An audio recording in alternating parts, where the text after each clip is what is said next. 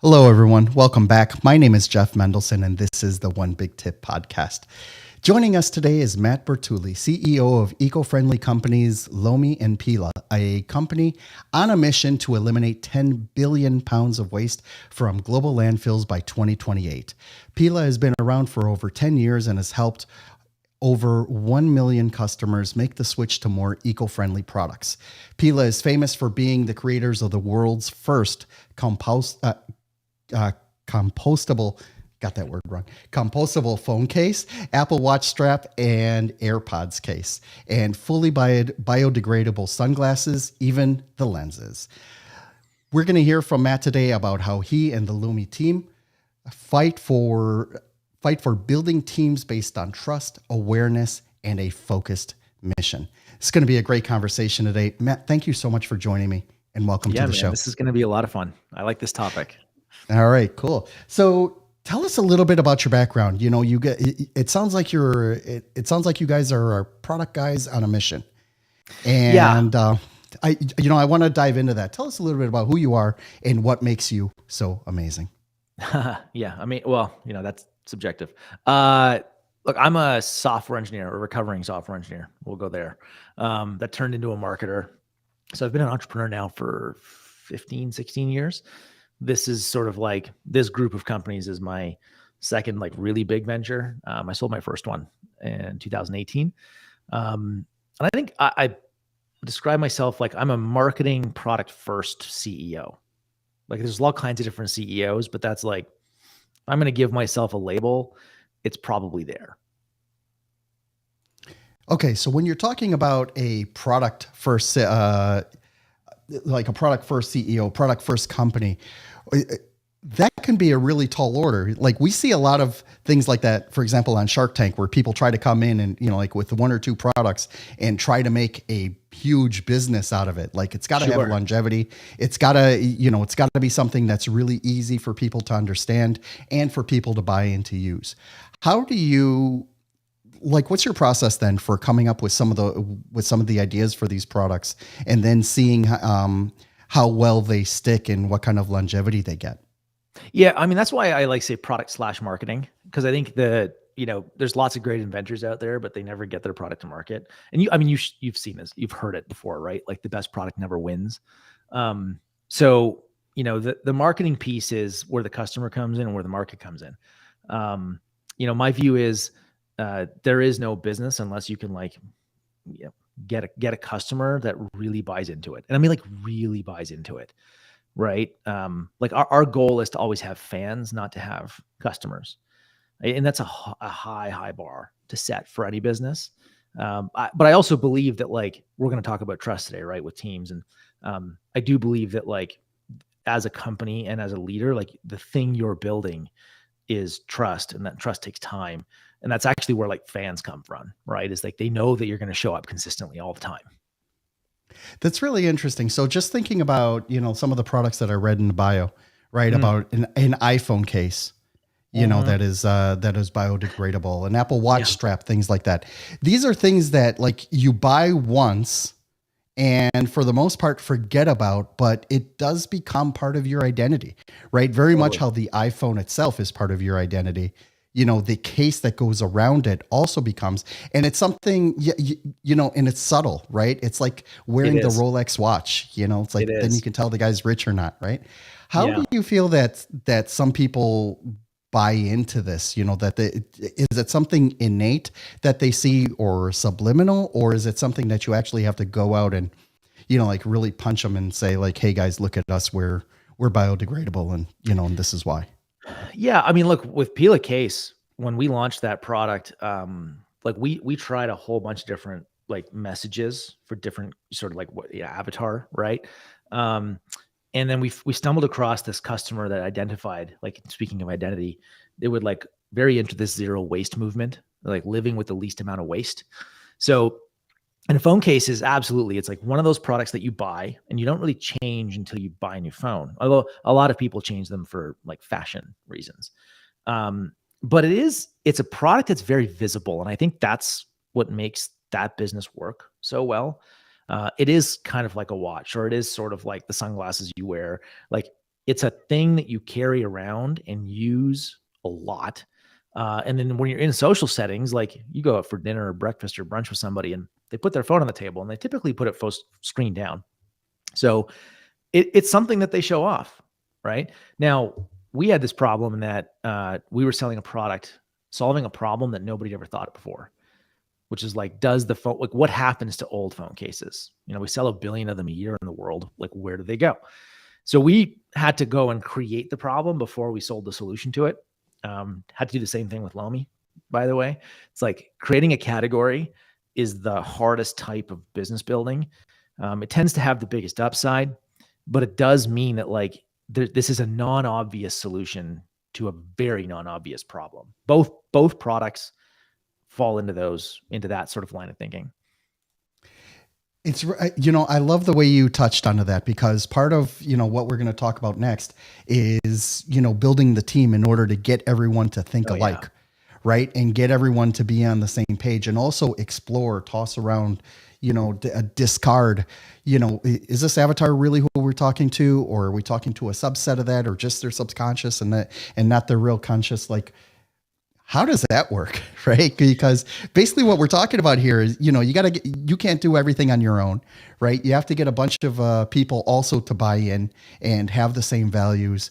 How does that start?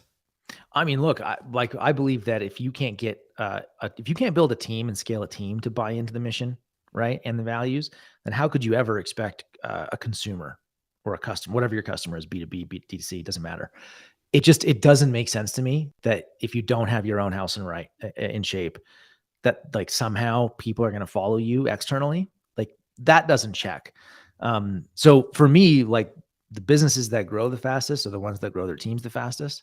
And that mostly comes down to like the kind of culture you create. And then it really, if you boil it all the way down, it comes down to like how trusted is your team with each other. So like, is there like maximum trust in the organization?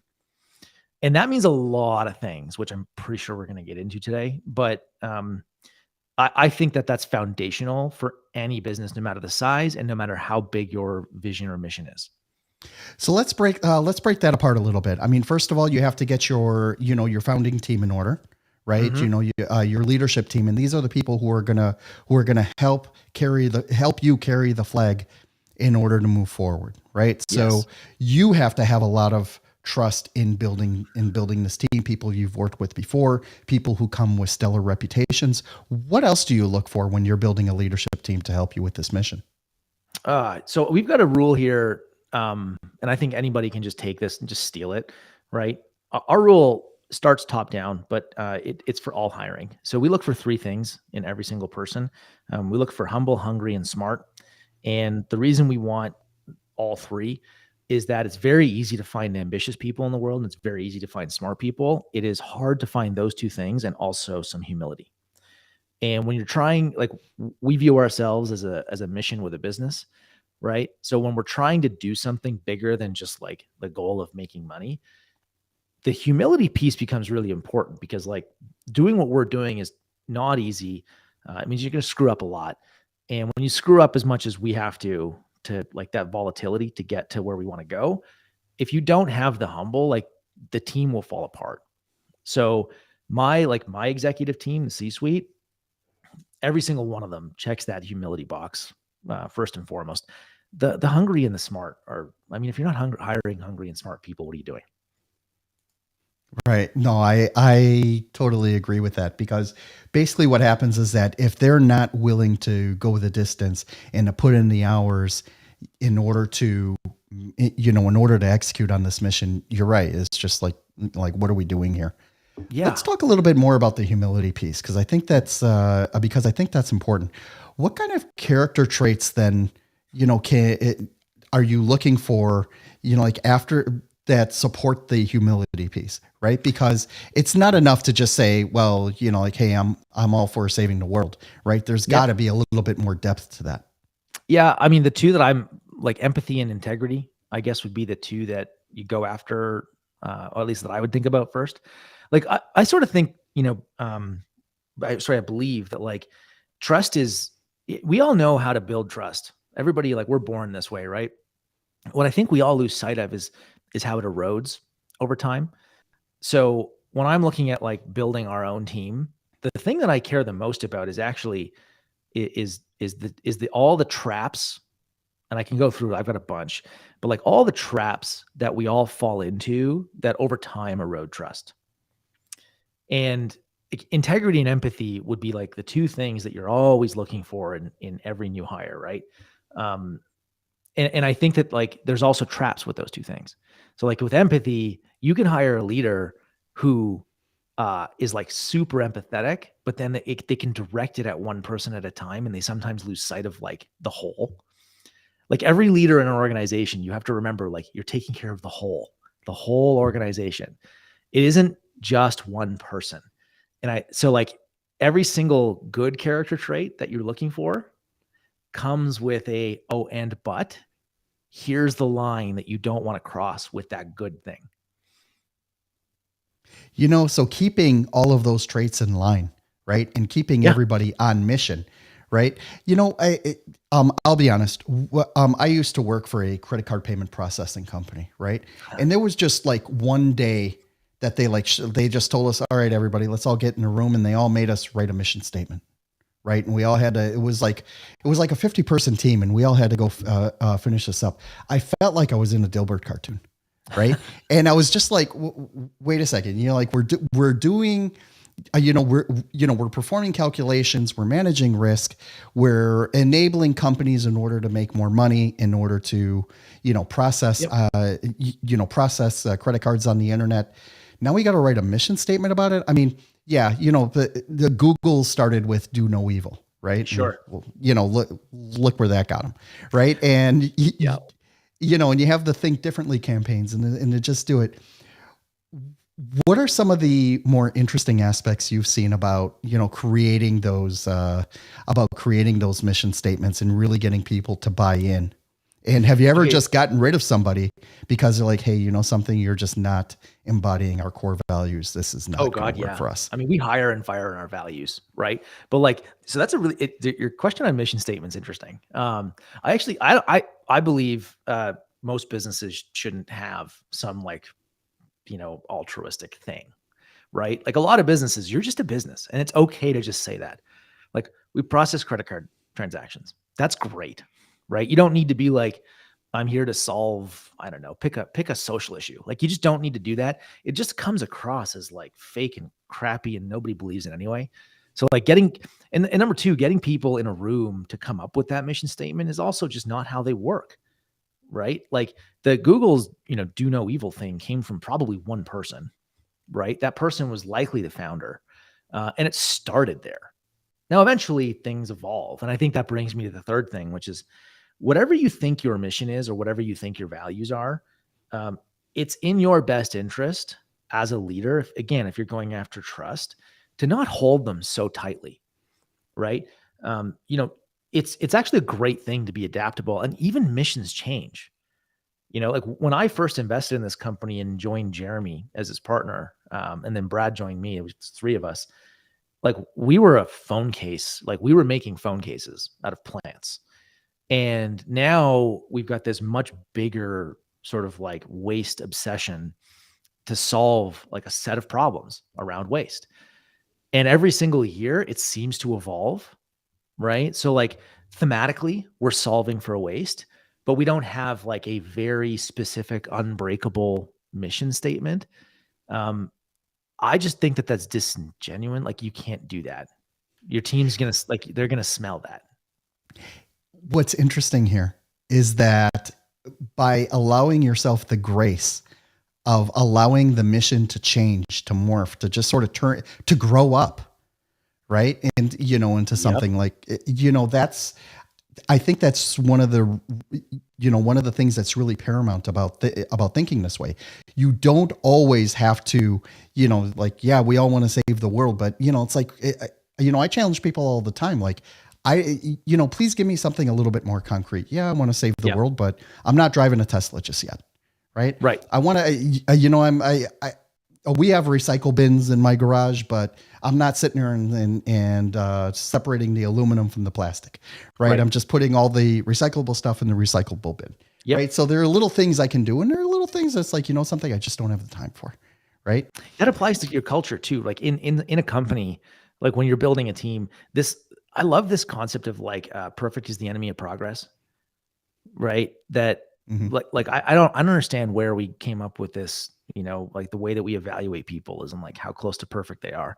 I think it's ridiculous. It's so like creating a culture where like you encourage people to like push for progress, and that means that we're all okay with like making mistakes along the way, as long as there's like a learning that comes with them. This my coach is always telling me, you're only ever winning or learning, right? That's like the two states that you need to be in.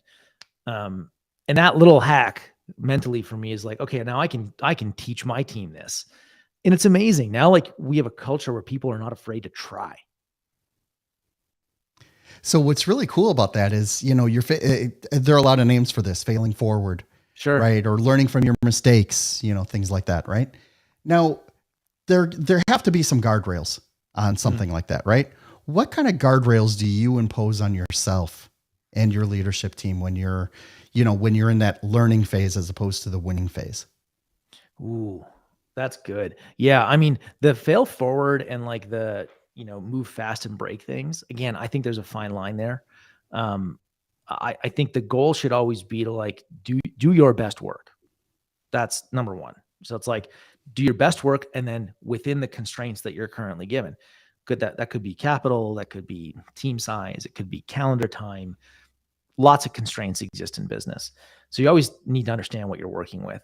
Um, but I think, for us and as a team, like the rhythms of the business sort of create the guardrails, right? Like we run on sort of like an adaptive version of EOS. So like the weekly L10, right? That weekly leadership meeting, that's kind of what sets the guardrails for the business. Cause like we're looking at the important things every week, numbers, like milestones, rocks, like all those things. That's where it comes from. I think values are more like if I was to zoom out, values are sort of guardrails, but they're way harder to interpret. And I think that if you try to use values as hard guardrails in a business, they lose their effect, right? Like values are far better as like, look, this is kind of where like this is how we think you should all behave.